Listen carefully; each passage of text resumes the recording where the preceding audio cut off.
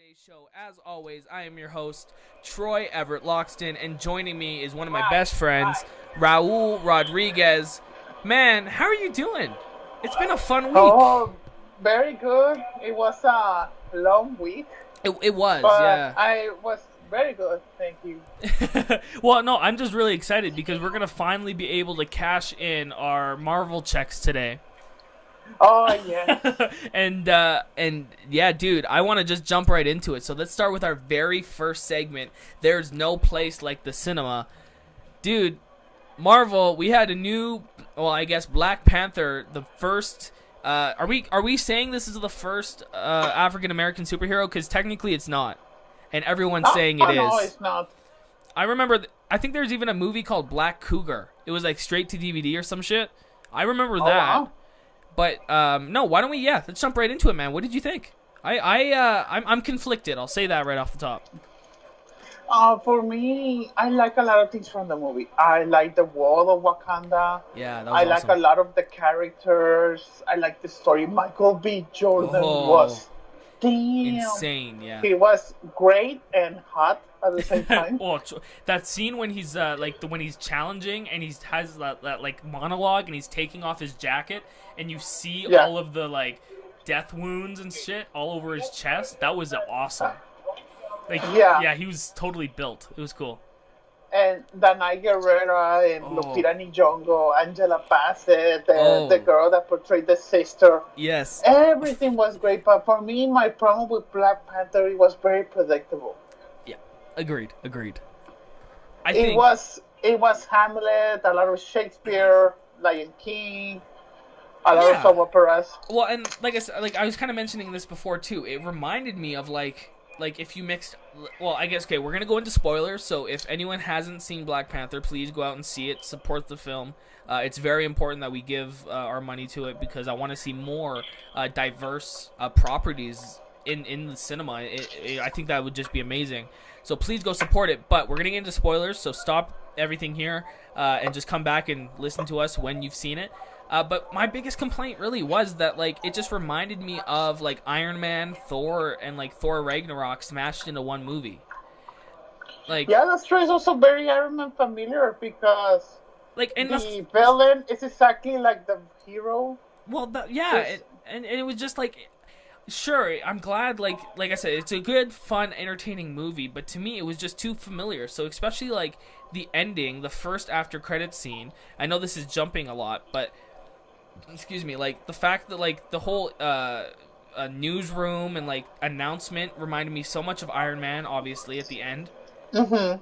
The whole Thor, like T'Challa, is that how you say his name? T'Challa.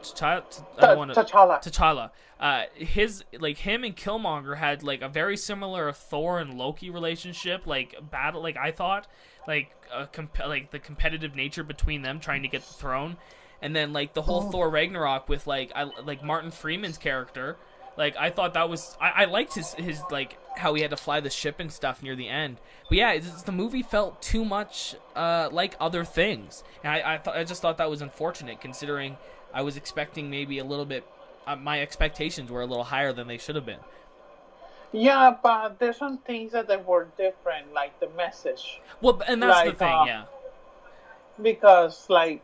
one of the things that I noticed that was part of the plot, and I had a problem with it since the beginning. Like, Wakanda is this world that it has so many advantages and all of that adamantium and money and that scene where they rescue Lupita Nyong'o and the other people. I was like, remember, in the first time I saw, I was like, why don't Black Panther save all of those people and bring them back to Wakanda? Why he only saved Lupita Nyong'o to free her back? That was one of my first big questions of the movie. Well, also, that's so true. Wakanda throughout this whole time, do they never try to bring people from around the world to Wakanda? Of only people that were born in Wakanda can live in Wakanda? Yeah, like I said, that kind of like segues into one of my negatives about the film. And I know a lot of people have like praised his performance, but I just didn't like Chadwick Boseman's character. Like, I didn't like Black Panther. I liked Killmonger way more than I did Hit. Like, I agreed with Killmonger and not with Black Panther. And the throughout the whole majority of the film, because I'm like, dude, there literally are like, it bugged me like when they were like showing Wakanda and it's like all the like those old huts and like all like the people farming and stuff, and I'm like, how is he letting all of these other people live in this impoverished place still, even though he wants to protect Wakanda and the technology they have? That's fine, but he kind of reminded me of like an asshole. Like it was like, come on, man. Like, I don't know. I agree. I definitely, that was one of my negatives for sure. I just didn't connect with him as much and his decisions. So I think it was good near the end, obviously, to see that character arc of him change into wanting to accept that they need the help and that everyone can like unite together depending on where you're from or who you are. They can all unite to be one. And I liked the message overall, but yeah, his character at the beginning I just really didn't like. Yeah, and so, yeah, that for me also, the thing that I like for Killmonger, that he's right in a lot of things. Yeah. But he's also wrong because he wants to kill a lot of innocent people. That's true. That because of the way he was treated, and that's the thing that I didn't agree on, because that's his villain motive. But his origin, like the way, all of the things that he wanted, like to bring Wakanda to the world and also to show everyone that they have power, that's a thing that I agree with Killmonger. And the thing that I like the most, that at the end Black Panther learns that he needed to release to the world what Wakanda is and it can offer. Yeah. And that's a thing that I really like at the end, because that was one of my main struggles in the movie, about the politics and the story of Wakanda. Well, and that's the thing, like Killmonger definitely had the perspective of, yo, there's like all these like impoverished African Americans living across the globe that absolutely have nothing, yet there is this kingdom that has all this tech. What I agree 100%, and I think that's what I like. I like the end progress of the film. Like, I think it only is going to make Infinity War that much better, knowing that now we're in the stage of that. Now Wakanda is going to be sharing the technology before Thanos comes, so at least there might have a little extra push against him, because they have all this extra technology in their hands. And also the thing that I talking about the internet, like I hate that the movie, if you didn't love it, you're gonna get crucified, exactly like I did when I didn't like Wonder Woman. Yep, 100%. That's what I mean. It's so, and I get with Black Panther. At least I like the characters in Black Panther and the story and the arc. Yeah. But I didn't love the movie because it was predictable. For me, it didn't bring anything new. Yeah.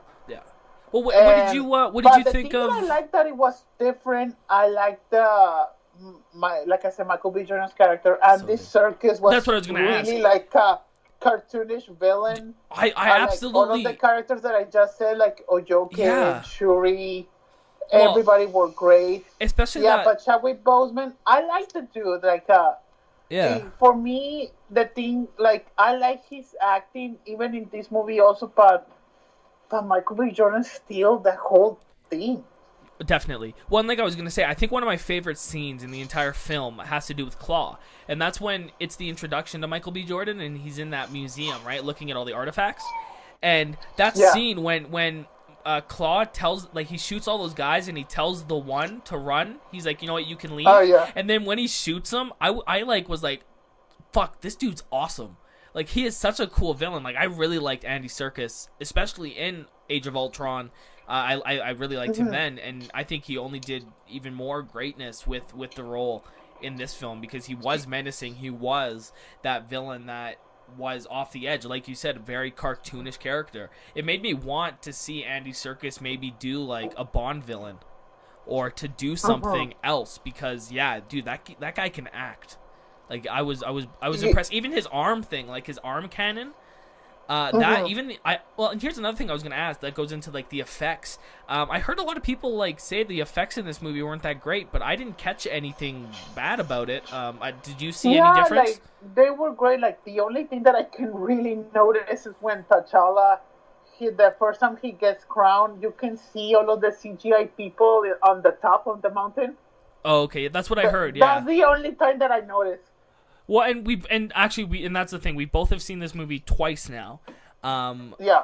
So that was one thing I just never caught either times. I just wasn't paying attention to the effects. I was more focused on the story and I guess the arcs of the characters. I didn't notice that Okoye, it was the same girl as Walking Dead until the second time. After I saw it the first time, I remember that a lot of people say the Night Girl. I was like, the Night Girl, it sounds familiar. And I'm like, and then I was researching. I was like, oh, it's Michonne from Walking Dead. I was like, yeah. And she was so good. I saw it. I was like, now I notice it. Now I saw her like more focused on her face. I was like, yeah, that's Michonne. And I'm like, if I was Dana Guerrero, I would be like, I would prefer to do like 10 more Marvel movies than still be in that crappy show. Well, that's true.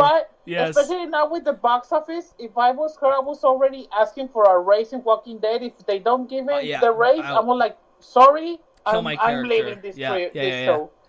No, I agree. I'm glad that she did get a big blockbuster film to be in because she's talented. Like, I mean, look at the role and how she performs in this movie. She's so badass, and her character, at times, that's the thing I think I liked, but also my negative about Black Panther is I thought like Lupita and Denai, they both were even more stronger or more intelligent, more intense of a performance than Black Panther himself. I wanted to see maybe one of them get the throne of Wakanda. They could have done the same job that fucking Chadwick was doing.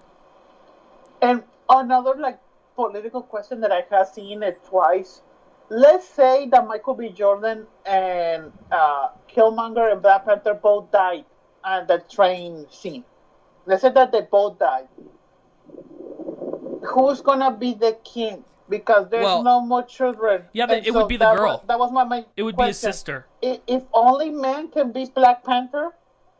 Oh yeah, well, the king. Like, I mean, okay, so if we're going off the comic books, I know that Shuri, during one arc, becomes Black Panther. So I'm assuming in that theory that she Q, I guess that's who I call her, right? Because she reminded me of Q from James Bond. Her character, the sister, would then become royalty, kind of like that's how I think it runs in Britain, like in England too, with the Queen and stuff. Yeah, like even like seeing all of those really great black actors throughout the whole film, I was like, yeah, but you didn't call Taraji P. Henson, Viola Davis. Where's Morgan Freeman? I need to see a Morgan Freeman. Morgan Freeman does some Washington. Oh my god, could you imagine Denzel in one of these films? Hell yeah. Like, I was already thinking, if Samuel L. Jackson doesn't want to do Nick Fury anymore, Denzel could be Nick Fury. Ooh, I like that. That would be sweet. But that, also, I already pitched for Black Panther 2. I already gonna do the premise. Taraji P. Henson is the mom of Killmonger, and she goes to Wakanda to get revenge. I like it. And then Taraji versus Angela Bassett, that will be the fight. That's Black Panther 2. I already write it. I'll pitch you my idea that I came up with when I was thinking of my Marvel films after we review the rest of it. But no, the one thing I was going to mention back to what you were saying earlier is the whole thing with who would become, like, if Black Panther were to die. I mentioned to you when we were talking last night, the fact that I think Bruce Banner could show up to Wakanda and challenge for the throne and, like, just kick Black Panther's ass as the Hulk, then the Hulk could be the leader of like the king of Wakanda. I think that's just a silly. Like, the fact that, like, it comes down to a battle for all of that technology and all that advancement in human culture and shit that Wakanda does bring, like, to me, it should be more of a tough process than just a fight underneath a waterfall. Mm-hmm. But again, I like that because that reminded me of like Lion King and shit. But still, like, we're not saying that we didn't like or hate it. Oh yeah, we both liked it. I've liked every Marvel movie. I don't think Marvel makes bad films. They make good, entertaining blockbuster films. Honestly, Iron Man 2's good. You can't say it's bad. Sam Rockwell's incredible in that. He brings life. Hulk. Okay, I haven't seen that in a long time. That's retconned. Mark Ruffalo's not in it. It doesn't count. What's another bad? No, that's it. Iron Man 3 was movie? good. Age of Ultron was good. Oh yeah, I like Age of Ultron, and I also like Thor 2. A lot of people hate I like Thor one. 2. And like all of the Phase 3 movies so far have been amazing. There hasn't been any I don't like, personally. Yeah, and so the thing that also I really like is Ryan Coogler's directing. Yes, we should go into that because I did actually get to watch Fruitvale Station for the first time before seeing Black Panther. You haven't seen it before? No, I didn't actually have any. I had no idea what the movie was about. Like, I'd never heard of this story before in my life, so I watched it, and that movie was heartbreaking. So I love that. I saw that movie like a week before Creed.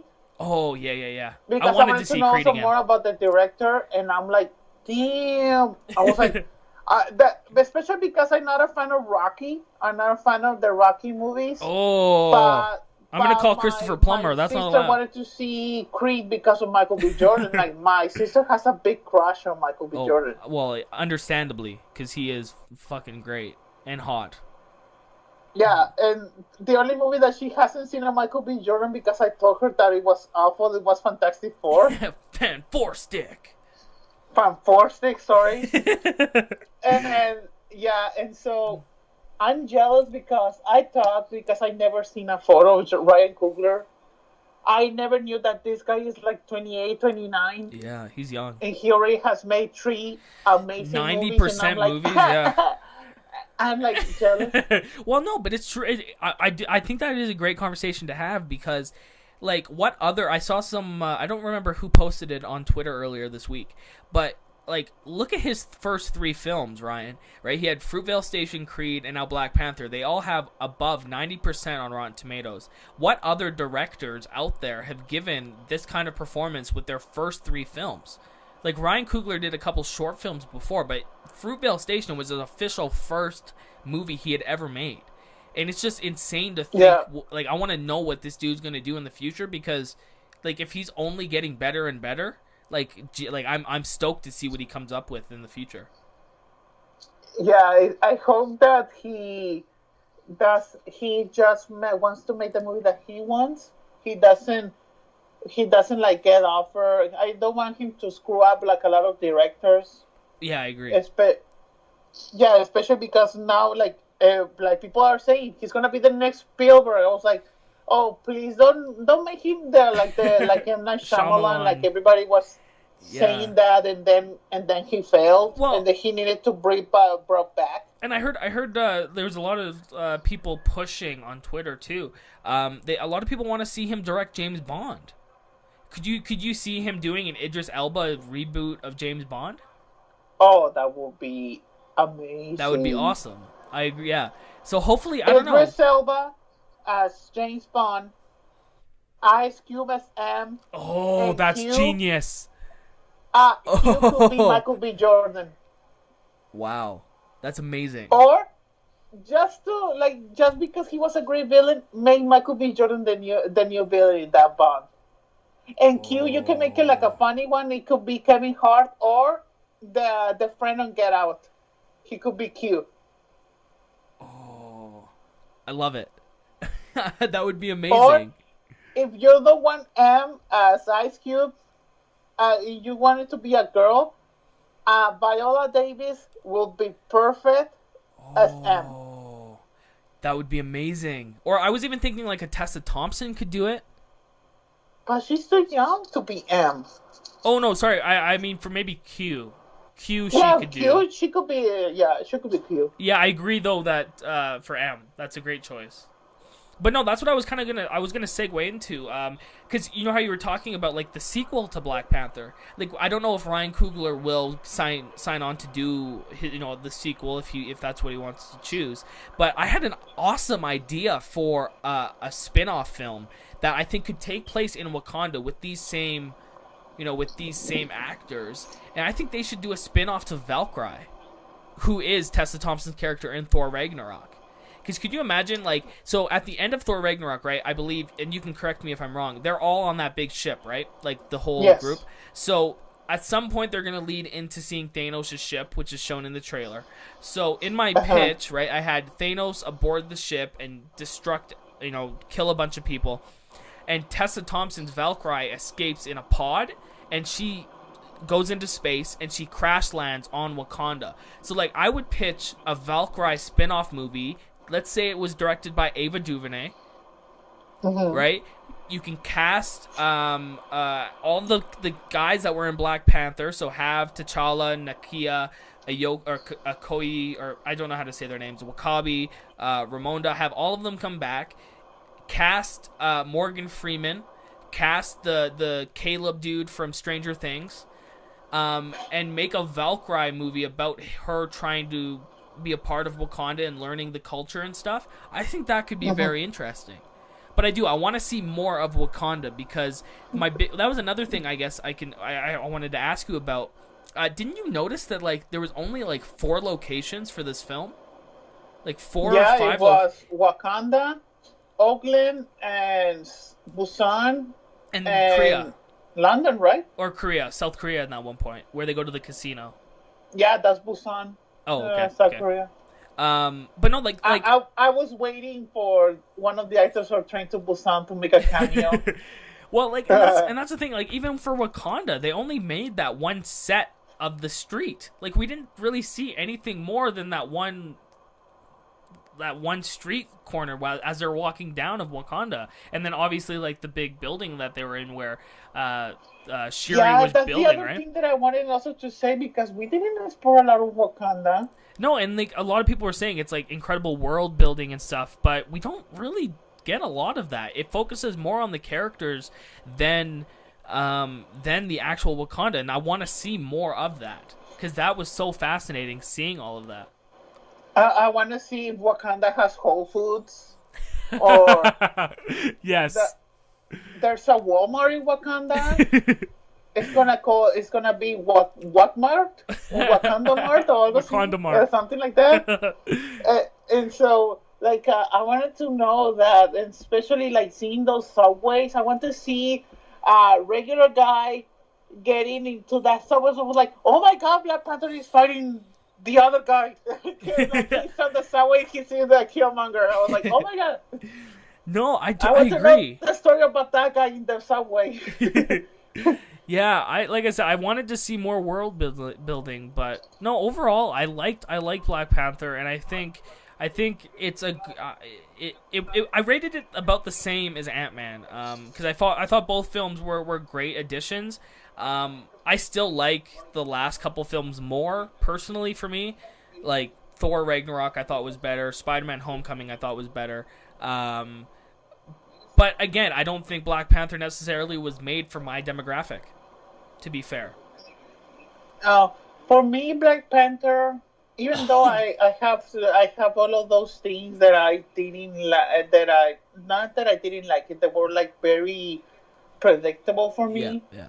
But the thing that brings it like very positive is the characters and the directing. And even though, like, for me, there hasn't been like a movie that surprised me of the MCU since Doctor Strange. For me, like, Guardians 2 was very like meh. Spider-Man Homecoming was meh. Thor Ragnarok was it was okay. Like, for me, it hasn't been like a one, like Doctor Strange was the last one that I really enjoyed and surprised me. But yeah, it's fascinating. I think that I'm noticing that there's like a big formula, and you can pinpoint like how the movie's gonna play out. And the thing that I hated the most, maybe like my brain is turning into a critic instead of like being a regular fan. Well, no, I mean, I get it because I'm very similar, but I just find that fascinating because we were mentioning even last week with Cloverfield, I even with Black Panther, I went in and I was like, okay, we'll just see what happens. I feel like I've been enjoying these movies a lot more because I'm not trying to predict them. You know, I'm just watching them as is, and I'm like, oh wow, that was fun. But I agree because I think if I went in thinking that it was going to be exactly what I thought it was, then I would have been, somewhat disappointed by it. Yeah, and also I more like I went to see Black Panther the first time because I avoided the last TV spots and the last trailer, everything. I wanted to see it blank. I don't want it to be overhyped like I was with Thor Ragnarok or Guardians 2 last year. Mm-hmm. And still, like, this is a thing from my brain that I couldn't turn off. I was like, no, the movie is going to happen this, and that this is going to happen. I'm like, I was already making the whole plot. Like, the other thing that I really like, I didn't expect Killmonger to kill Andy Serkis. That's true. Yeah, that was cool. And other thing that I didn't want Killmonger to die at the end. I would have liked him to be in Infinity War and Thanos to kill him. Ooh. Yeah. Well, and that was another thing I wanted to, and we can go into a little bit more too, because we kind of passed it by. Let's go into kind of more of the side characters as well, like Michael B. Jordan's dad. That was a surprise for me. I didn't know that Sterling K. Brown was gonna be in this. Oh, really? Yeah. I knew. I saw that, and I loved seeing him. And fun fact, actually, the guy who plays the younger king in that scene is actually the son of the older one. Like, they're the same blood. Like, it's his older adult son. So I thought that was awesome. I thought that was CGI. Mm-mm. Yeah, it was actually his son, and I'm like, what? That's why they look so similar, because it was that dude. Like his blood. I thought it was like, wow, that Iron Man, that Captain Civil, that Civil War CGI already advanced too much. Like, really good. I thought it was CGI. Yeah, no, I read that actually this morning, and I was like, wow, that's awesome that they were able to do that. But I loved his character and just that whole plot of his dad, helping Claw get the vibranium. Another thing that didn't bother me as much, where I was like, that was a big plot point, where Killmonger destroys all of those healthy plants. Yeah, I thought that was weird. Like, I figured that was just the Marvel Universe saying, okay, now there's only gonna be one Black Panther. Like, it's gonna be him for the next 10,000 years. So that's what I hated. Like, what if he dies now? Who's gonna be the next? Like, they don't have any more flout. Like, it's gone. Yeah, like, that was one of my big questions. I was like, whoa, so technically, especially because technically Michael Killmonger destroyed his own life, even though he says at the end, I don't want to be saved, I want to die exactly like my ancestors. And that was my favorite line. That was my favorite line in the whole movie. When he says that, let's say he didn't burn those plants. Quickly, T'Challa would have brought one of those in his suit and would have put it on the wood. And still save Michael B. Jordan, even though he didn't want it to be saved. And I was like, okay, so technically, even though Killmonger wanted to die at that moment, technically he could have been saved. He screwed himself up because he burned the plants. Yeah. Also. Well, and that was the thing. They didn't go really into it, but the whole how the technology and the vibranium helped heal, like Martin Freeman's character, Everett Ross. That's another question, because they didn't use one of the plants. They used vibranium. Yeah. So, yeah, I need more. I need more answers too. Like, I'm curious about, like, so this vibranium falls. It causes all of Wakanda to flourish with this technology, and it's like, what is that? Like, what are the possibilities of this technology that they've introduced? They don't really go into it. All we know is it can make those suits. It runs full electricity throughout the whole city, and if you take the liquid form of it, then yeah, that turns you into the Black Panther. So maybe they can mine some more, I guess. Also, because you're an expert on comics, so do you think that Thanos, that's why he's gonna tell Wakanda, because he's gonna steal the vibranium? Ooh. I feel like that would be too... For Infinity War? Honestly, I'm against... Well, that's the thing. Like, we didn't get an introduction to the Soul Gem. Right? And that was another thing I think a lot of people were thinking. So I don't know if Vibranium's going to take part in that. I hope they don't, because that just reminds me of Ultron. You know, because that was Ultron's plan. Let's get the Vibranium and make more and use it. So hopefully Thanos doesn't, and he's more original and does his own thing. But I don't know. That's a good question, though. Also, this is a very bad joke. I already giving the disclaimer, but I know how Thanos will kill everyone in Wakanda in that scene. He's gonna have in his gauntlet the teacup from Get Out. I love it. I would laugh. So that would be amazing. That would be so cool. That's how Thanos is gonna destroy the whole Wakanda, and everybody's gonna say, "But how he get the teacup, because he got destroyed in Get Out?" I was like, he has already all the reality gem and all of the gems. He went through dimensions and get the teacup before he grabbed the teacup in a different universe. Send all of Wakanda to the sunken place. That would be awesome. Yes. But I mean, I didn't watch the first. And then Daniel Kaluuya was like, "Oh no, not again." Well, talking about Get Out too, and I haven't seen the first Avengers trailer still, so I don't know if they show everyone on Wakanda, like if it takes like I don't know. But I loved Kaluuya, Daniel Kaluuya's character too. Michonne's boyfriend. I thought that he was only gonna be in one scene. Me too. Thought that he was gonna be a main character. Honestly, you know the scene when they're at the farm and it's Black Panther talking to his character? I feel like they added that in after Get Out got all those nominations, and he became so... I bet you they added in or filmed a scene with him to add it in, because he became so popular. Yeah,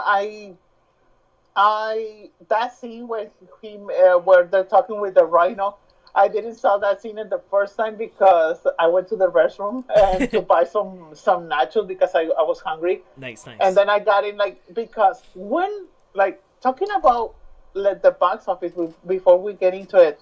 Yeah. It was packed. Well, I got into the theater when the trailer started. I was like, okay, I have 20 minutes to buy something. I was in 10 minutes in line. Everybody was getting pocket. I was like, I'm not gonna get anything. I was like, no, I'm gonna go and get in. I don't want to miss a thing. Yeah. Of the movie. And when they were talking, I was like, oh, I think I can go for some nachos after he goes to talk to his father, T'Challa. Yes. I think I have a chance to go here. That's the only scene that I missed. Well, no, and yeah, I held my pee the whole movie. I had the first time that was the thing. The first time I watched it, I had a coffee, and I was sitting in my seat in the theater, and it's maybe 2 minutes before the movie is about to start. And this bigger dude comes in, the theater's packed, my IMAX showing was absolutely packed, and the seat beside me was empty. So I was like, bonus, right? I can have stretch room for my arms, right? It's a little bit more comfortable. But no, this bigger dude comes in, sits right next to me, spills half of my hot coffee all over me, sits down, and he doesn't even apologize for it. I was so mad. Oh, no. But then the movie started, and I became happy. No, and I think that I didn't enjoy Black Panther a lot in the first time because I was already pre-mad because I logged out from work and then I got stuck 1 hour and a half in traffic to get to the theater. And then because there's the stupid All-Star game exactly right next to the theater, they charged me $20 for parking. Oh my goodness. Well, I was going to say, there's nothing worse than LA traffic. Nothing worse. And then that thing that I said about the line didn't get any popcorn, so I was already so mad.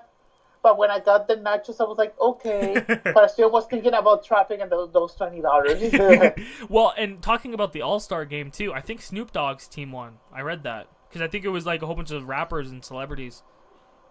Yeah, like even so, like 5 minutes of it when I was eating on Friday, the Michael B. Jordan was playing Oh wow! in one bed. Yeah, sweet. But yeah, no. Yeah, and so like the second time that I like talking about representation, Yes. like that tweet that you said, like the first time I saw it, it was like I'm sure that theater feels like 500 people or more because it was a really big ass screen. I'm sure that 75% were black people. Awesome. Like there was yeah, a lot of African representation. Americans, Like yeah. a lot of people were wearing the Like that African, culture clothing, African culture. Like it was beautiful. Dude, I like, love that. Everybody cheering, yeah. everybody saying hell yeah, like it was a really good experience. And also the second time they were in the second time I saw it was on Sunday.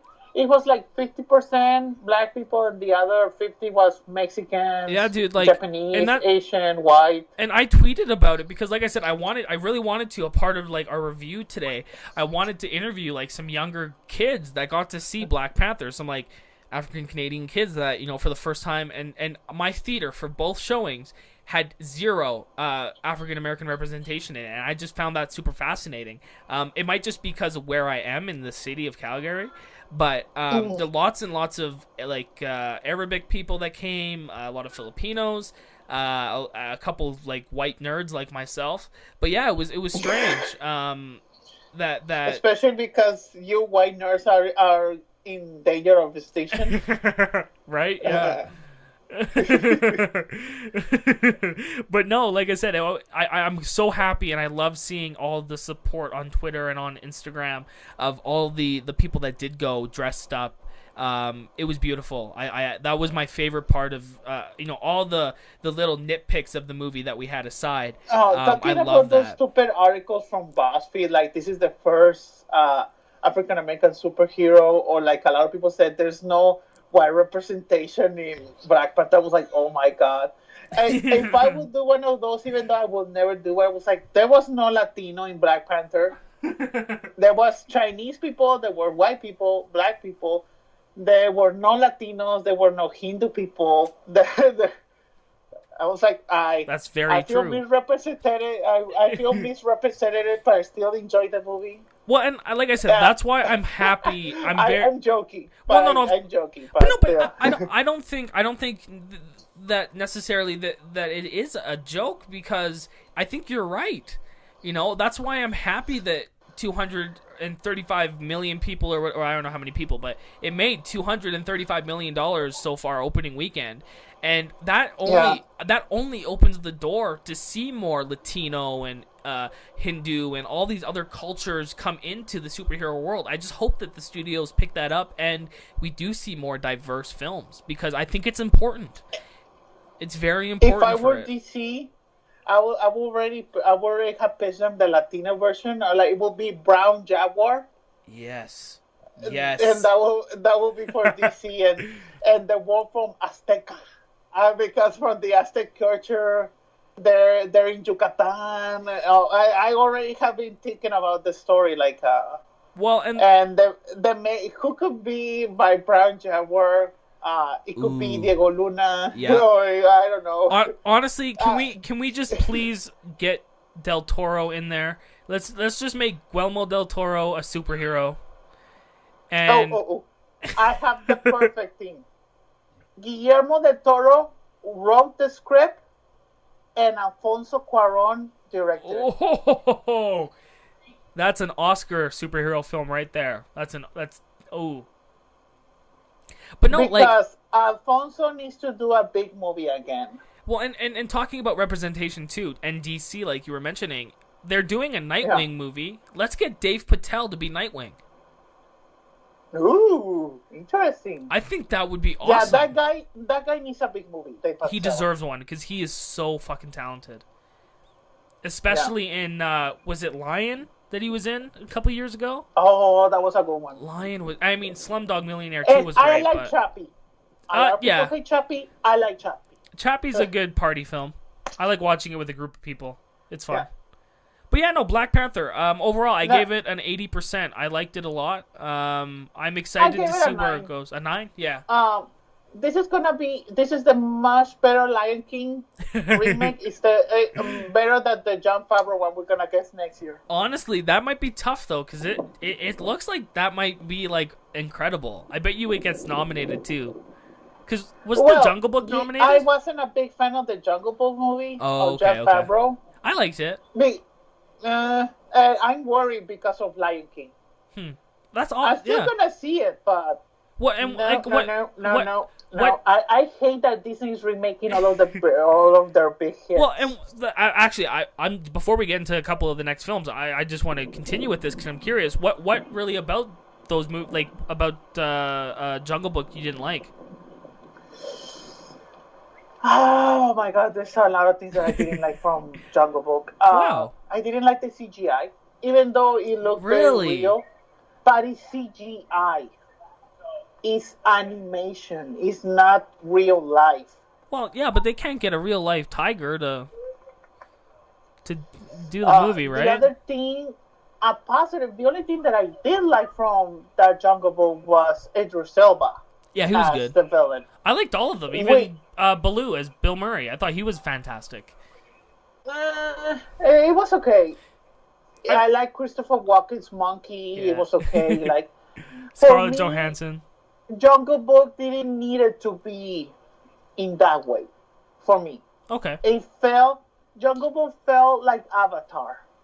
Huh. It felt like everybody wanted to be focused on the effects, and you know that a lot of people at Jungle Book saw it because of the effects. Yeah, but is that a bad thing? For me, it is because they're gonna do Lion King exactly that same way, and it's gonna make a lot of money because a lot of people saw Beauty and the Beast, and even it has Emma Watson, and that movie was disappointing for me. Yeah, I think for me, they are watching Cinderella, the Jungle Book, and Beauty and the Beast. I thought they were as equal as the animations. I thought they were the exact same fucking movie. So to me, they are the same. Cinderella was different. Oh, was it? I don't remember. I haven't seen the animated Cinderella. Like talking about recent remakes, I like Cinderella, and a lot of people hate it, but I like Maleficent. Yeah, see, that was another one I never saw. Maleficent. I know they're doing a sequel. Especially because, they're doing a sequel, so I like in Maleficent,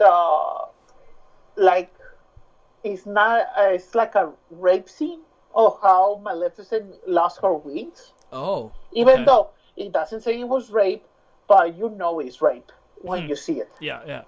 Huh, I'll have to watch it. Especially because Maleficent was a PG movie, and so they cannot put it out front that is that Of course, subject. Yeah. Huh.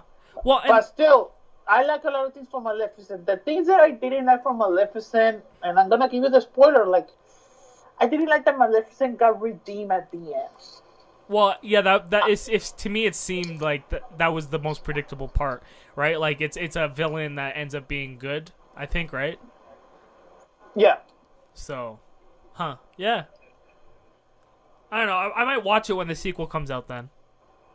Like watch them back to back. You're gonna see it because you want to see the sequel. But no, actually, why don't we segue then into the next film, because I am super fascinated to hear your thoughts. I love this studio. Some of my favorite films growing up were Chicken Run and Wallace and Gromit. Wallace and Gromit to me is one of the best animated things I've ever seen. I love that, especially The Curse of the Were-Rabbit. That movie was awesome. So what was Early Man like? Because like I said, I've had very, very high expectations for it. Oh, Early Man wasn't that fun. Okay. The movie was very childish. Ooh, okay. It didn't have like a lot of adult jokes. Well, and the only jokes that I enjoy was when they have like a communication bird that bird has to record how you speak and how your mannerisms. And there's a great bit with the evil king. I think is Tom Hiddleston. Okay, he's like, oh, that old bag and she's never gonna destroy my game. And then also the bird moves exactly like him, and also the bird also moves exactly like the queen, and that was the only thing that made me laugh throughout the whole movie. Well, and did like, you ever see the Shaun the movie- Sheep? Which one? The sheep movie, Shaun the Sheep, that they came out with. That's the only one that I haven't seen from Armin. And that's the reason I didn't watch that one, because it looked too childish. So I'm curious. They even show a preview of the sequel, and I was like, okay, that looks interesting. Oh, the sequel of Early Man or of Shaun the Sheep? No, the Shaun of the Sheep. Oh, I didn't know they were doing another one. Yeah, I think that because it's like a teaser, they're teasing that aliens, they're gonna adopt Shaun the Sheep. Oh, okay. Huh. Yeah, I'll have to watch it. Because like I said, I love if anything, the animation and the claymation probably was the best part, right? Just seeing all of the animation was really good. Like, and that's the thing that I'm really sad, because that type of animation is really slowly dying, because Early Man didn't make a lot of money here in the United States. But and I always feel bad for fair, our studio, because a lot of their movies are very underrated. Not a lot of people see it here in the States. Yeah, I know it's huge in the UK. It's huge in Britain, but you're right, and I think it should have opened not against Black Panther. Oh yeah, that was a big harm for them. Because it only made $4,200,000 weekend box office. I'm curious. I saw it yesterday. It was only me and 3 people. Like, literally, I feel bad. There was a guy, like 30 minutes before it ended, he left. Like, he didn't like the movie at all. Oh. Well, and it's funny, it does on Box Office Mojo, it doesn't say what the production budget is. So I don't even know if it made its money back. I'm sure it probably didn't. No, yeah, but like another movie like Arthur Christmas. Mm-hmm. Oh my god, I love that movie so much. Oh, yeah, and also that's a lot of people didn't saw it. And I have a feeling that Orman Studios wants to please a lot of people. They just haven't hit that formula for example, yet. Like Arthur Christmas. For me, Arthur Christmas, that was a very adult and kid-friendly movie. Like what I told you before we started recording, I cried my eyes out when I saw that movie. Yeah, and like I said, I want to watch it because I was one of the people that missed it. So. And like Wallace and Gromit, so my god, good. I was laughing my ass off throughout the whole movie. It was very enjoyable. I love like Flash Away, Chicken Run. I haven't seen Shaun the Sheep, but yeah, we are. Man, I have been a fan of that studio since Chicken Run, since I saw it like 20 years ago. Yeah, that movie's still one of my favorite. That movie and Land Before Time are 2 of my favorite, like, animated kids, whatever you want to say, whatever genre we want to throw. Like, that, they're my favorite. I love them so much. I was like, The Land Before Time? I was like, we need to talk. You don't like Land Before Time? I like The Land Before Time, but I never got the hype. When I was there, I was like, oh, dude, when that mom dies, man, I die every time I watch it. And the sequels aren't terrible. I never liked the whole Land Before Time pitch, because it's The Land Before Time. There's the dinosaur one from Disney in 1998, and there's the Good Dinosaur a few years ago. I was like, this is the same story as The Land Before Time. But yes, you're right. Yes. Yeah, no, you're right. But I liked Good Dinosaur. I thought that was okay. I didn't see the other one. Oh, the Good Dinosaur. Oh, the Good Dinosaur is just so depressing.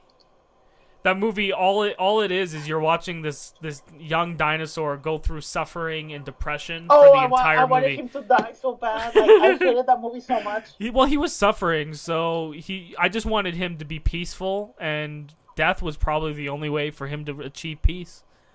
Like, the only thing that it would have redeemed the Good Dinosaur for me is that the kid at the end would have killed the dinosaur, and I would have been happy. Yeah, man, that movie. I don't know. I'm never gonna watch it again because I feel like I won't like it. Not even me. They have to pay me to see that one again. But going back to early Man, like, it's about how I don't know. You have seen that movie Caveman with Ringo Starr in the 80s? No, I haven't. It's a very underrated movie. Like my mom made me watch it when I was little. It's like that movie, Caveman, History of the World Part One from Mel Brooks, Oh, okay, and Year okay. One. They were made for kids with claymation, and that's early man. Okay, okay. But with a soccer Soccer, yeah. storyline. Which that With disappoints a me. I'm not a huge into sports movies. Like I'll watch them, but I'm not into sports in general. So that's what kind of sucks. Is that sorry, football? it's football, please. Yeah, football. I'm not I'm not keen on to, but I'll still see this movie maybe when it hits VOD or when it comes out on Netflix. And like I'm not a big sports guy also, but when I was little, my father tried to put me in a soccer team. That didn't go well. and I was in also, I was in I Taekwondo. like to see the games. I'm a fan of my my local team in Monterrey, Mexico, the Tigers. Tigres. Okay, yeah. And also is my soccer team, is my football team from my college because it's the same team. Oh, sweet. And so I only see the important games, the ones that when they start the season and the end of the season. That's the only ones that I see. And to be fair, I really do like going to games, like going to like football and soccer and hockey and going to games. I think are great. Get a couple beers and hang out with your friends, watch some games. I just hate watching it. I rather just be there or playing the game itself. Yeah, like I have been like also in soccer matches. Mm-hmm. I have seen wrestling. Wrestling's friend. Yeah, but I never got into it. I was like, even my father, even my grandfather tried to take me. I was like, no, I don't get it. I was like, yeah, I like I'm a wrestling dude. But no, so overall, what would you? Seen hockey and the other sports. Also talking about I think in football that I always never miss. Mm-hmm. I always also support the Mexico's team in the Worldwide Cup every 4 years. So that's the only sports thing that I do that I see. Yeah, that's cool though. No, so I wanted to ask overall, what would you rate Early Man and some of your last kind of thoughts on it? I will give it a 6. Okay, cool. It was enjoyable, not that bad. It's a Netflix movie. Okay. Yeah. So I I'll feel bad, especially for Armin. Yeah. Like I said, I just want them to hit. This movie was very childish for me. Okay. A lot of the jokes were like very child, like, and talking about how bad I think this movie was marketed, there was no child in my screening.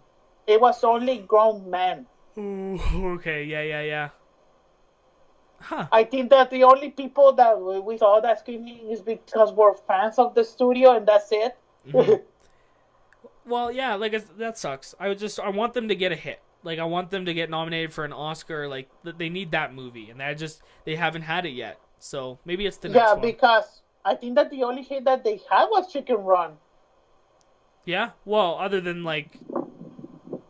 Oh, well, yeah, no, they don't have anything. I think Shaun the Sheep is their closest to having anything recently.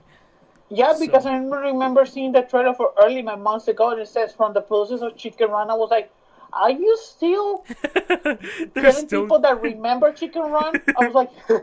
That's true. That's very true. But yeah, no. Why don't we segue then into the next film, because I am dying to talk to you about this. I reviewed it a couple weeks back, and I told you, I said, man, I just watched a movie that I think you're gonna love. So let me hear you geek about it. You finally saw Tragedy Girls. Oh my freaking god! Like, oh my god, that movie was so damn good. Right? It is so okay. So yeah, I'm gonna stay silent for a little bit. You go into your review. Tell me what you thought about the characters and the plot, the tone, the music. I feel so bad that I didn't saw it in theaters. It was only for one weekend in one theater, and I forgot because I was working, and they took it off. And I was like, I feel so bad that I didn't support it in theaters. Like this movie, I didn't expect it at all. It's like Scream and Mean Girls had sex. Right? Like, yeah. It was that good.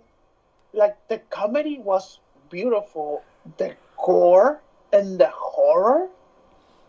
Like, these characters, that girl, that Negasonic Teenage Warhead, and the girl that plays Storm, for me, the girl that plays Storm, she was the much better character, even though I like both of them. Oh, and She yeah, was so beautiful in both, yeah, her psychotic. Her psychotic behavior was so beautiful to look at. yeah. Well, and like even like getting Josh Hutcherson too. I love that. I don't want to spoil the movie, but I don't want to say anything. Just go and see it. This is an 11 for me.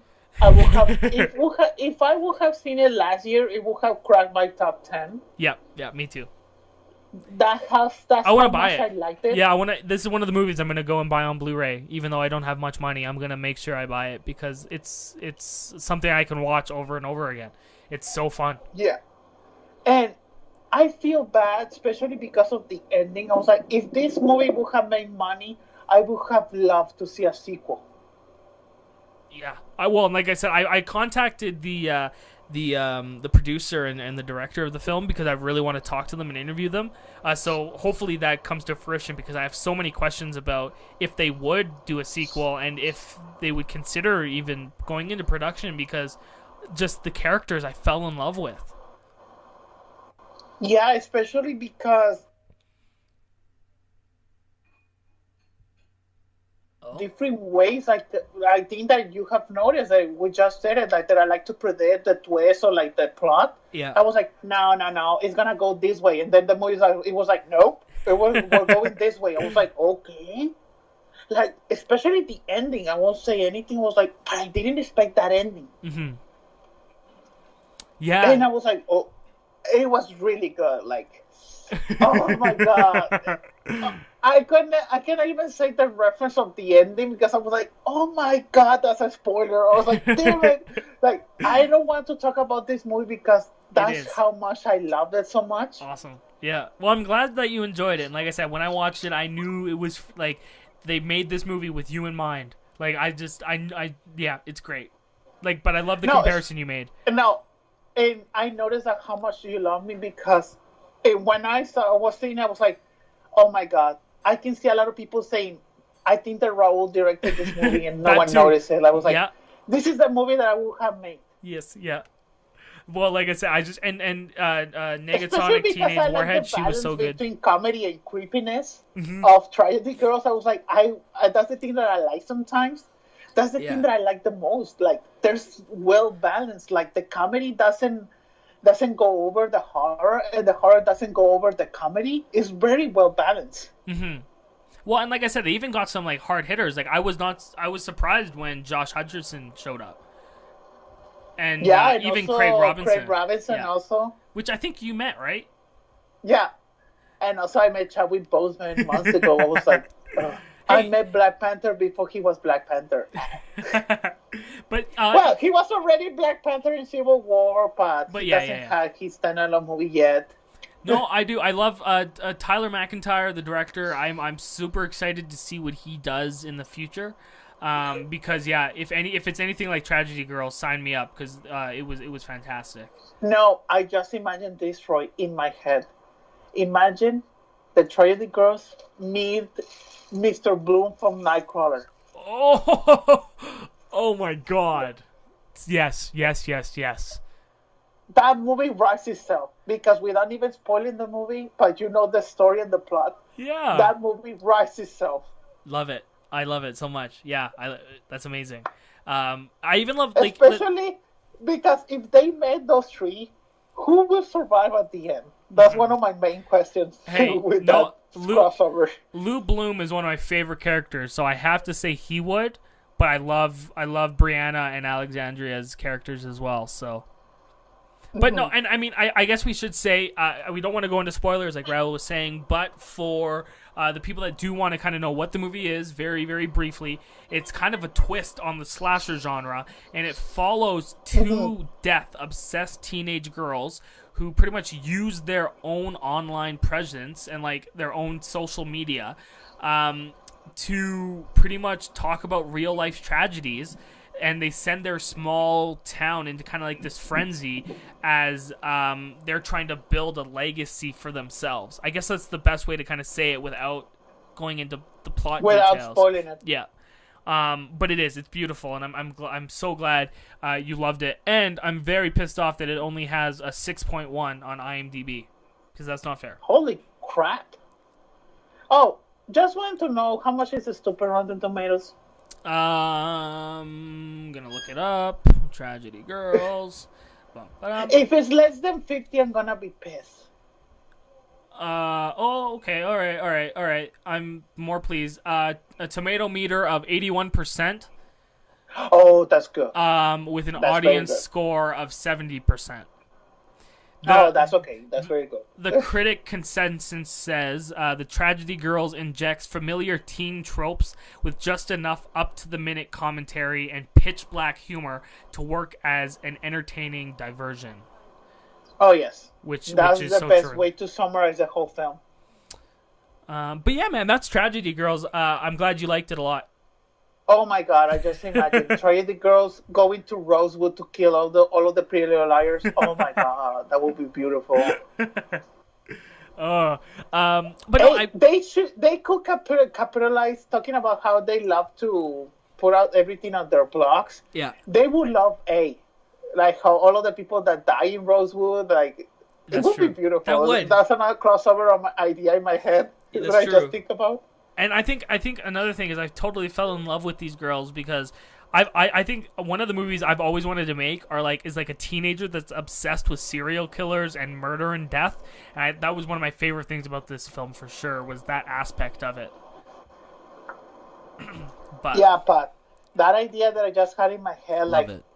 them meeting Nightcrawler. Oh my God, that's a beautiful idea. Yeah, I agree. Well, and where does it take place? I don't remember in Tragedy. It's like a small town, right? Yeah, it's a small town in So nowhere. So America. honestly, the two girls moved to LA for their big break. Oh my! It writes itself. Yes, it writes itself. But no, I guess kind of moving on. I'm gonna go through the list of movies that I got to catch up this week because I've had a lot of free time, so I've been able to watch a bunch. So I ended up watching Hostel, the entire franchise, so 1, 2, and 3. Have you seen these, Raul? No, none of those. I only have seen scenes of it. Okay, Of the first one. So this is the franchise done by Eli Roth about a hostel, and I don't honestly I'm not gonna get carried away into a big review for it because they're just fun, entertaining horror movies. But it pretty much is honestly, it's like if you like Saw, you will like these movies. That's the best way to describe it because the murder and death and the gore is just phenomenal. There's a lot of cool death sequences. But yeah, it's Eli Roth just flexing his gore. It's his gore porn, if for lack of a better word. Yeah. But they're fun. They're highly recommended if you like horror movies for sure. But the acting is terrible in them. It's very stereotypical horror movie, you know. So I watched that. Another movie I watched, actually the next 3 are some of my favorite movies of all time. I've now added them to my list, even though they're pretty much all brand new movies. The first one is The Nice Guys, so I watched that again. I just love it so much. Ryan Gosling and what's the other dude? I'm blanking on his name. Russell Crowe. Yes, yeah, fantastic. That movie's just so good. So please go see it if you haven't. I also and that kid in Nice Guys needs to have more roles also. well, and she plays Betty Brant in Spider-Man: Homecoming.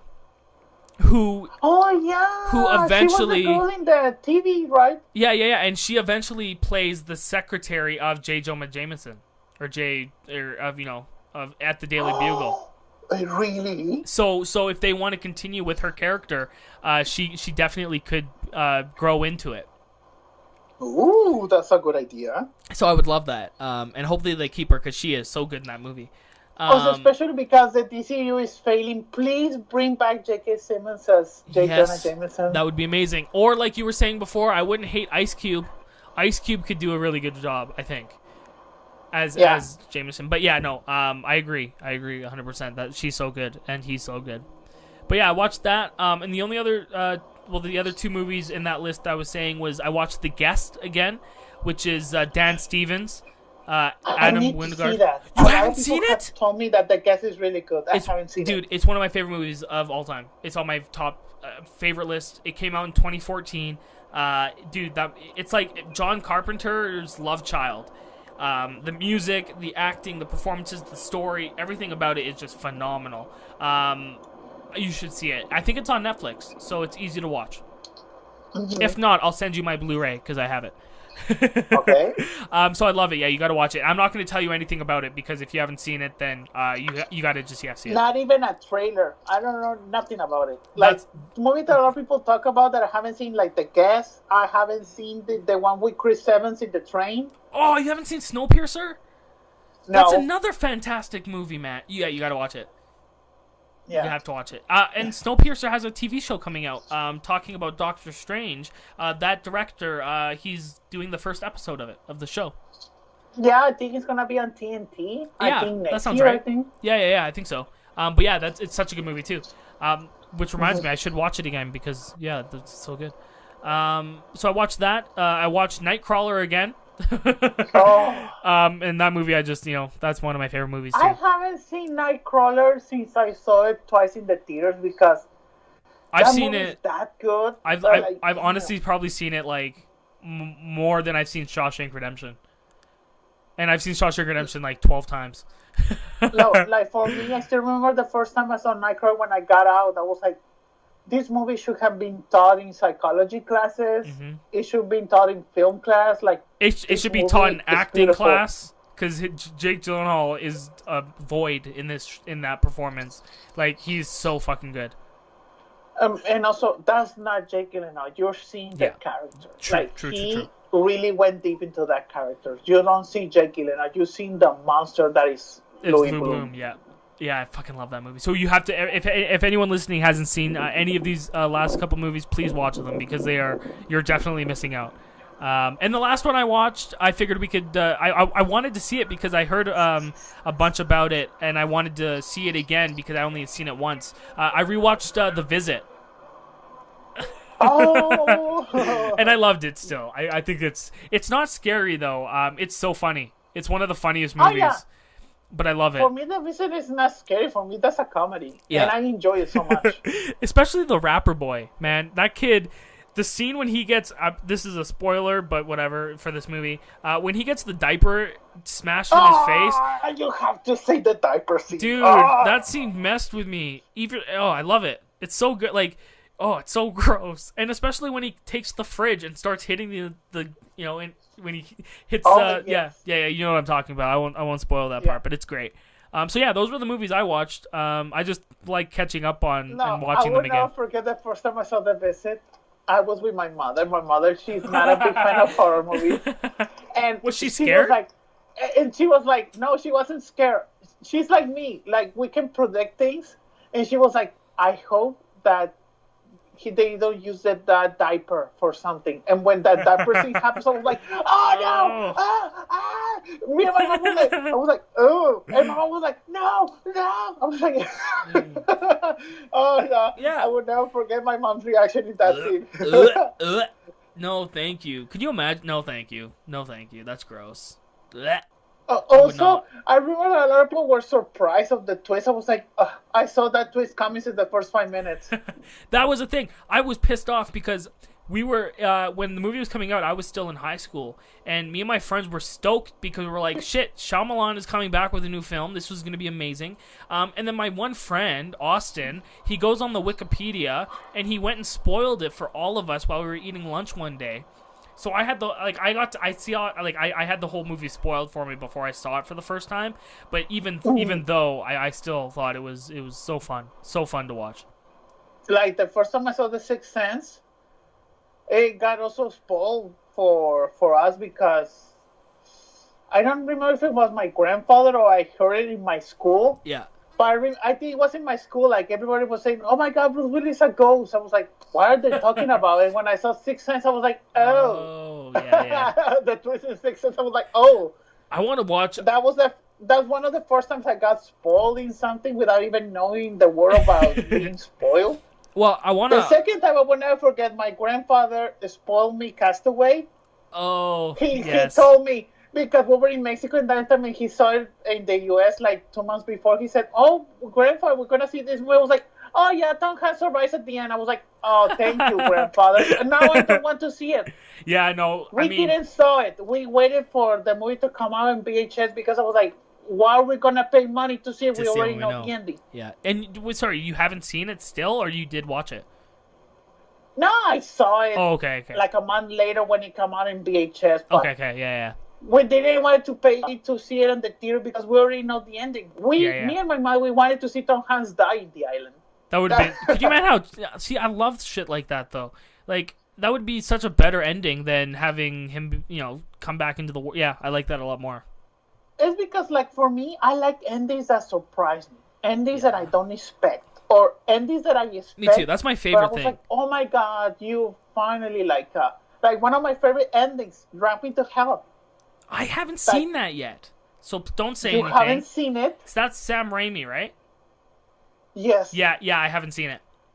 I will watch it. It's one of my favorite movie endings. Okay. So then, don't say anything because I will watch it. I'll watch it actually tonight. Let's say I'll watch it tonight for sure. Because I've been wanting to watch it, so this gives me the excuse. You're a horror fan. You haven't seen Drop Me to Hell. Hey, there's I've missed a lot, but yes, I've seen a lot of old stuff. But that was newer, right? That came out in like the 2010? 2009? Oh, 2009. 2010, I think. Yeah. Okay, I'll watch it. I'm gonna watch it tonight because I've been. I still have a great idea for a sequel, but you need to see it until I give you my pitch. Sweet. So I'll do that. But yeah, why don't we move into the next segment? I don't know if we have a title for this. I don't remember. But this is just our movie news segment where we're going to talk about a couple things that came out this week. I just found fascinating, and I'm super excited for. So why don't we jump into talking about Incredibles 2? Because I've been waiting so fucking long to see footage from this movie. I'm stoked. You were like what, a seaman when the Incredibles 1 came out? No, that was 2004, right? Yeah. Cool. No, I probably was like, how old was I? I don't know. I don't want to do the math. I was young. I was really young. Oh, maybe you were like 4, I think, or 5? 7, 8, 9, 1, 2, 3, 4. Yeah, maybe 5 or 6. Yeah. So I was the right age for it, but I love this. The trailer. Let me hear your thoughts, because I was a fan. Holy crap! That was 14 years ago. I was 14 when I saw it. When I saw Incredibles 1. Because it was 2004, right? That's what we said. 2004. Yeah, 2004. 2004. Yeah. No. I was 7. Yeah, I loved it though. So what did you think of the trailer for the new one? I really liked it, but it felt very similar to the plot of the first one. Okay, yeah, I can see that. Because, like, we were talking in the pre-recording, like, the plot of the first one, a rich lady comes to Mr. Incredible that he wants to bring the superheroes back, and they offer him a lot of money, as we see Elastigirl raising the kids. And this trailer is exactly the same, but this is a rich man that hires Elastigirl to bring back superheroes, as we see Mr. Incredible raising the kids. I hate to agree with you, but you are totally right. Yeah, you're right. I see that. And I'm like, I have waited 14 years for this. To be fair, that thing that we saw in the trailer, maybe that's like the first 20 minutes of the movie. Yeah. And maybe they're gonna reserve the main plot for it. I do think until we see the movie. I think the film's gonna open up with the drill boat guy from the end. Like, I think it's gonna be a continuation.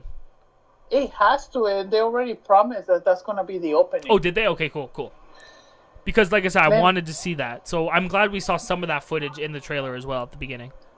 And the other thing, like I told you, I don't want to, like, talking about rehash, I don't want to see a flashback on Elastigirl having, like, a mini Elastigirl, and she didn't want, Elastigirl said, hey, you cannot help me, and then she's going to be the villain for the second one. That will be, like, 100% the rehash of Incredibles 1. Yeah, because it would copy the whole Incrediboy storyline. And I'm like, I have waited 14 years for this.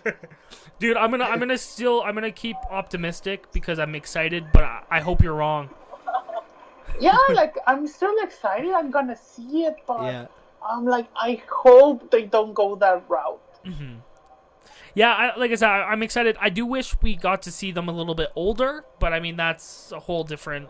Maybe that's for the third Incredibles Uh, when we're. I have a feeling they're gonna do like the Despicable Me thing, because Despicable Me in the whole three films, the girls were the same age. Yeah, I yeah. think in Despicable Me 3 they gave like a hint that only has been passed like a year since Gru adopted the girls. Yeah, I think you're So right. I'm like, I saw the whole trilogy for like 10 years and only a year of story has happened. That's the thing that I hate from animation. Like, I don't want to, in 20 years, I was like, oh my god, we're going to see incredible sex and we're going to see the emo girl getting out from college. Oh yeah, yeah. Oh, I want to just see more superheroes too. I want to see Sorry, like Violet. I always call her the Violet. emo Yes. girl. Well, that's true. Yeah, Violet. I'm also excited to see Frozone. Frozone's gonna be awesome. He was one of my favorite characters in the original. So. Like, I would have liked to. You know what would be a good twist that I would like for the sequel? Huh. That I forget the name of the evil guy from the first one. Sinestro or Celeste? Let's just say What was his Incrediboy. What was his name? His Um, name was Incrediboy, but he had another I'm gonna look it cool up. nickname. The villain. Incrediboy. Buddy Pine. Oh, his last name's Yeah, Pine. that was his name. But his villain name? His villain name is Syndrome. Yes. Syndrome. I would have liked, talking about a cool twist, that because Syndrome was very smart, the way that he plotted all of those murders and everything, and also he likes science, it would be a cool twist that Syndrome had a clone. And the clone comes back and goes and tries to have revenge, and he assembles a lot of villains to destroy the Incredibles in the sequel. Ooh. Well, like I love his character, so I would not be obliged to seeing that. Because even though I love the Incredibles, but that's one of the things that I didn't like, that they killed Syndrome at the end. I was like, this is a pretty interesting villain. Like, it would have been the Voldemort of the Incredible series. But I don't know, like, I just had that idea in my like head, it. like, to see a clone of Syndrome. That Yeah. would be so interesting.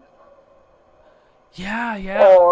Or like a main twist that Jaja killed the clone, and the original Syndrome is still out there. It could be like the third act twist that the guy that hired Elastigirl is really Syndrome in a disguise. Oh, because I love it. I love it. I always want to see his character return because I loved Syndrome, and Buddy. Yeah, Buddy. this is the crazy ideas that I just got into my head. I didn't think them before recording. My ideas are always very random.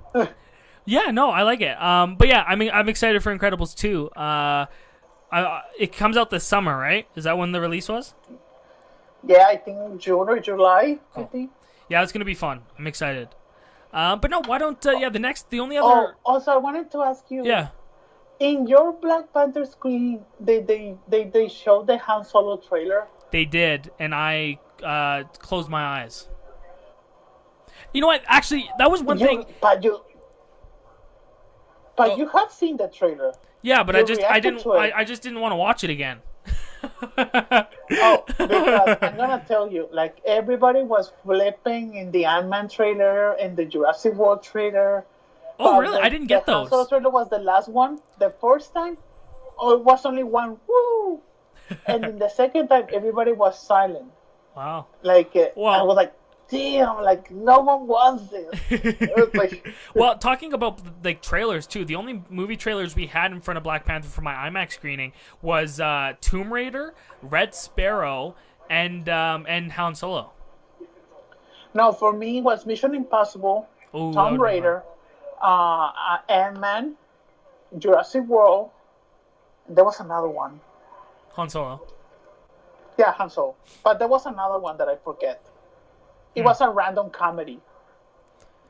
Yeah, no, I was surprised. And I think it's cool, though, that we're going to get Tomb Raider and Red Sparrow in the same month. Like, that's 2 female-led superhero films right there.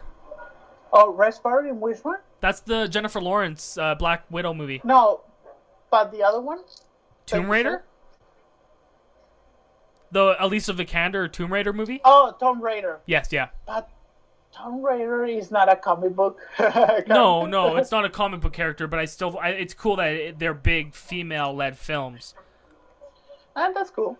But actually, that's a good segue. The writer of Tomb Raider, Geneva Robertson DeWart, so I don't know how to say her name. She is writing the Silver and Black movie, and that the news that came out this week is it's being rewritten. So the only reason I wanted to bring this up is, do you think that this means that it's going to be rewritten into the Marvel Cinematic Universe? I don't know anymore, especially with their Sony standalone universe. Yeah. I don't know anymore. That's true. Yeah. Honestly, I want to believe. I want to believe that they are, because I think it would be awesome. But yeah, I don't. It's unpredictable at this point. Yeah, like I don't know how they like to do those. I still like. Sony has tried to do like the Black Cat thing and the Venom and all of those Sinister Six for like almost like 10, 15 years. Yeah. And they're still trying. Like they always have failed.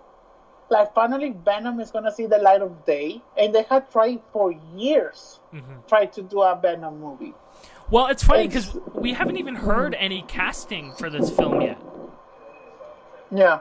So I don't even know what this movie's going to be about, because I know, like, I think I don't remember which comic it was, but I remember reading there was a plot where Silver Sable was running after Black Cat because she had stolen something, and then there was that, and then the Chameleon was involved in some point. But I don't know what they're gonna do. Do you have any thoughts of who they should cast in this movie? I don't even know the character. So I know that Black Cat, she's like a thief, and Anne Hathaway was going to be that character in Spider-Man 4. Yeah. Actually, well, and I was a part of my Marvel universe that I was writing and creating. My Silver and Black movie, I cast. So what I'll do is I'll just say the names, but I'll post pictures on our Twitter handle later when the episode's posted so people can see. But I had Logan Browning as Black Cat, Riley Coe as Silver Sable, Jasmine Savoy Brown as Black Cat's sister, Lena Headey as Silver Sable's mother, Aiden Turner as Chameleon, and then a cameo from Tom Holland's Spider-Man, obviously, because I think he should be in it. Wow. But I'll post, because they were no-name, more TV actors that I picked that I think deserve to get bigger roles because they're fantastic. But I'm excited for this movie regardless. I'm going to watch any fucking superhero movie they put my way, so I'm happy to see this come to light and maybe get rewritten to become better than what it maybe was. Mm-hmm. But yeah, I don't know. Other than that, there wasn't really any other movie news that came out this week. It's been kind of... nothing big important. Nothing important. A news that I remember that I think in 1999 or 98 that Sony had the chance to buy the MCU for I did read that. $25 million. Yeah, could you imagine? They're probably biting themselves now, hey? Yeah, but they would have screwed that up. We would have had a Spider-Man 3, but Avengers. Imagine an oversized... Imagine an Avengers from Sony. Imagine Thanos, Ultron, and like another 3 villains at the same time facing the Avengers. Yeah. No, thank you. That Avengers would have been really crowded. Well, that's another thing. I'm curious to see how crowded Infinity War gets with its 70 superhero battle. Yeah, but It's gonna be also great. imagine because the thing with Sony, they like to also like DC, they like to skip steps. Yes, yes. So they would have skipped a lot of steps. They would have made Spider-Man to be like the Iron Man. The Iron Man, I have a feeling the Iron Man would have never been made if Yeah. Sony would have had the rights. Yeah, I agree. They probably would have talking about stuck Sony, to. I think that Sony would have never made like a Thor movie. Oh yeah, no.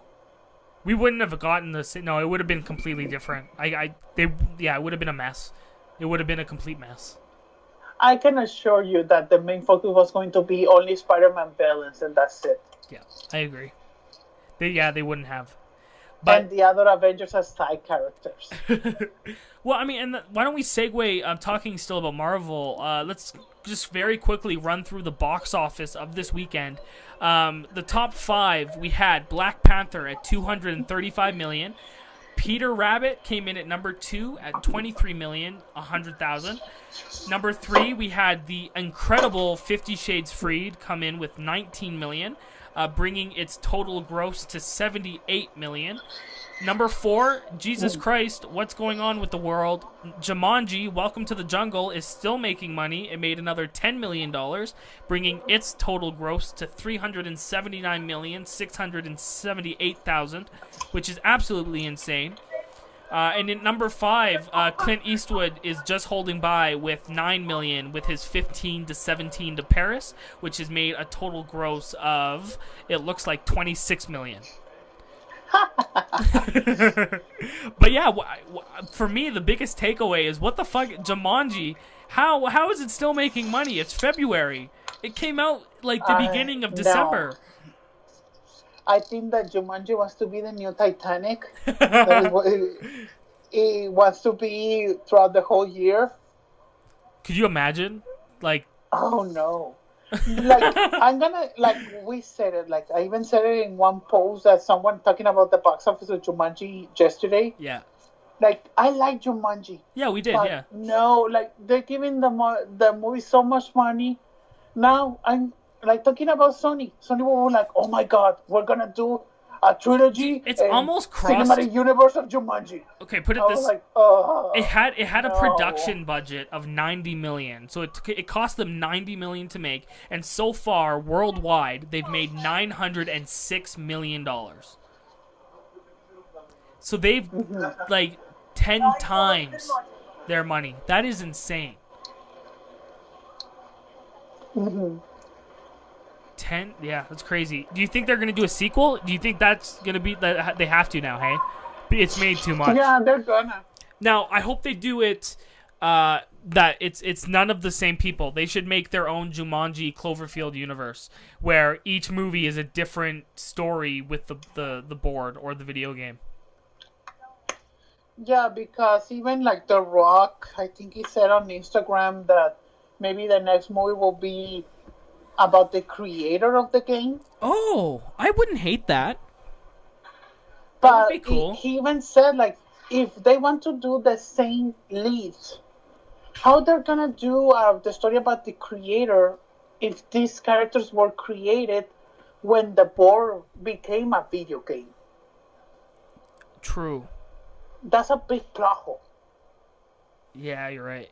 Yeah, I'm curious to see then, because Oh, I don't know. Maybe they're gonna find a lazy way to explain it. Unless they do it, yeah, just like, yeah, I don't know if it's the dude. Yeah, you're right. That was my biggest problem with Jumanji anyway, is that none of it really made any sense. There was no explanation to what happened to the board and why it turned into a video game. So it was still fun and entertaining, but maybe they'll go into that mythology a little bit more. I would appreciate that. Yeah, like the only way that, talking about what you said about Cloverfield type Jumanji universe, they could do like Jumanji can take a lot of different ways. Let's say like the sequel could be that the board had enough because they destroyed the console at the end in the sequel. What if I got one. Like, what if? Because I know, in like some jails and in some prisons, they have a common area where there are some board games and some stuff available. What if you took a whole bunch of prisoners, and they were like after lunch, they're in the common area, they pull out the board game, and it's Jumanji like the first one using the board game, but it takes place in a prison with a whole bunch of criminals. That's very R-rated idea. That is an R-rated idea, you're right. But I think that would be cool to see criminals making decisions like that. The thing that talking about, the game can travel in time. That's the thing that we noticed, that the game can manipulate time. Yes, yeah. If they want to do like the game, talking about the creator, they could do that the characters from Jumanji the sequel travel in time to meet their creator, like a Matrix kind of story, but with time travel. That's I the can see only way that. that I could see them making a sequel with the same characters. Yeah, I agree. Yeah, I don't know. Unless, no, you're right. I'm curious to see what they do and if they announce a sequel to what it will be, but I guess at this point it's all up in the air to know if they're going to actually do it or not. And that's the thing that I'm afraid of, because they're going to be lazy. It's going to be Sony's Fast and Furious. They're going to be ridiculous. Yes, yeah. Without any plot. Yeah, but it's going to make money. If they're going to throw The Rock in there, it's going to make money. Well, also Sony needs a hit. So maybe that's why they're going to cash cow until he's dead. Hey, Jumanji. Peter Rabbit made $23 million. Is that not a hit for Sony? Actually, no joke. Guess all of the Sony movies that came out this year. I have the list in front of me, and it's kind of pathetic. Yeah, because it's Venom. Well, no, like that have released in between January and February. Oh, their last couple films. Peter Rabbit, the one with J.P. Henson. Yeah. Proud Mary. There's another one. Okay, I'm gonna run down the list. You ready? You got Jumanji, Peter Rabbit, Proud Mary, All the Money in the World, The Star, Only the Brave, and Roman J. Israel. Oh wow! They don't have anything. Is it Winchester also a Sony movie? Let's see. Let's go 2017.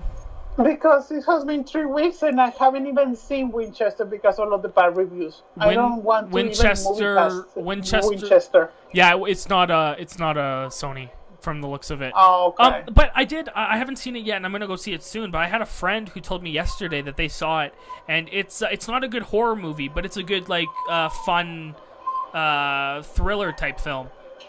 So he recommended me seeing it. But even talking about Sony, if you're looking at their releases this year alone, you have there's this Paul, Apostle of Christ movie coming out, Superfly, the sequel to Sicario, so Sicario 2, Hotel Transylvania 3, The Equalizer 2, Slenderman, Alpha, Venom, Goosebumps 2, The Girl in the Spider's Web, Spider-Man Into the Spider-Verse, and Holmes and Watson.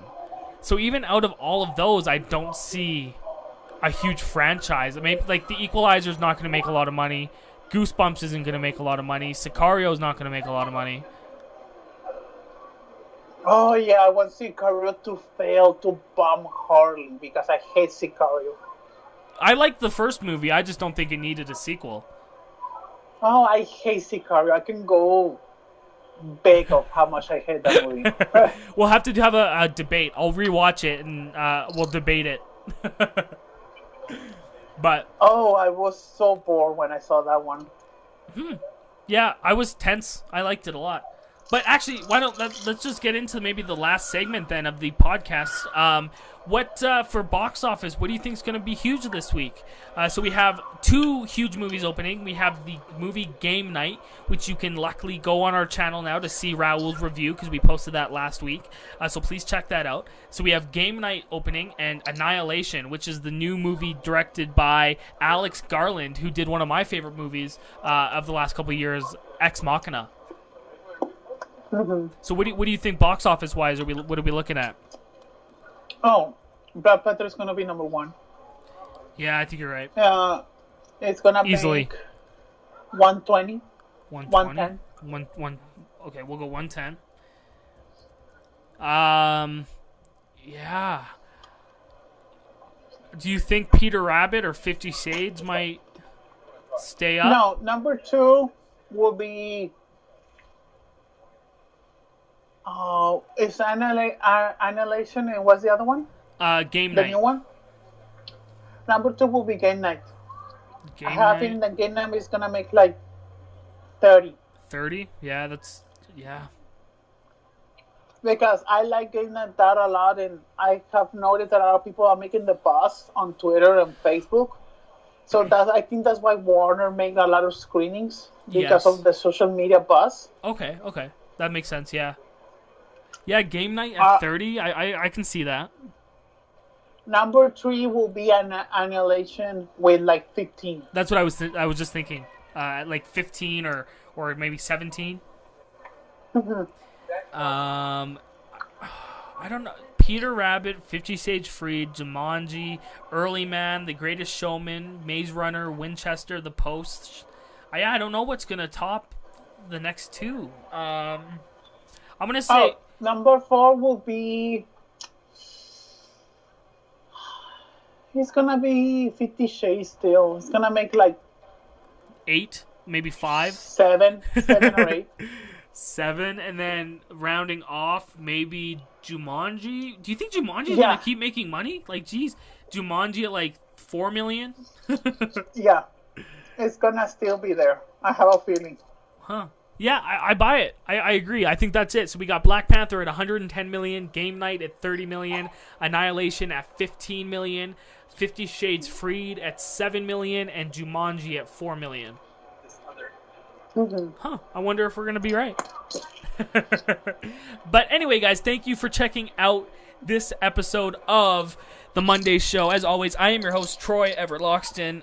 Thank you for watching. We had a bunch of recap and reaction videos come out this past weekend, which was Raul's reactions to the last 3 Schmoedowns. So please check that out because and go actually support everything they're doing over there. I know they just signed their Patreon up, so go support them because they're incredible. And if you want to support us, let us know if you want us to start a Patreon because that would be fun. That would be cool. Yeah, but like, please check that out. We need money for Troy to go to see more movies because he doesn't have movie pass. Exactly. Yes, please buy me movies that I can see and review for you because Movie Pass isn't in Canada, and if Movie Pass is listening, get your shit together and please sponsor us or come to Canada because we love you. But yeah, you can follow me on Instagram, Twitter, Facebook. Yeah, I'm everywhere at Troy Loxton. You can find me. And Raul, is there anything you wanted to plug and talk about at the end here? No, just find me at RollRadarDC. Also, follow our chick channel and the top channel. And Yeah, they're also, if someone here in LA is listening, also go to support the Schmoedown and their live event. I'm gonna go in March 15th. I'm jealous. Can you sneak me in, do you think? It's gonna be March 15th. It's gonna be JT versus Juan Rocha. Ooh, and then and my favorite, we got the Wild Berries versus Real Rejects. Yes. That's going to be an incredible match. So I'm very jealous. But with that being said, guys, thank you so much. And I just dropped the thing. That's hilarious. The microphone dropped, so we're just going to end it very uncomfortably of me fixing it and saying goodbye.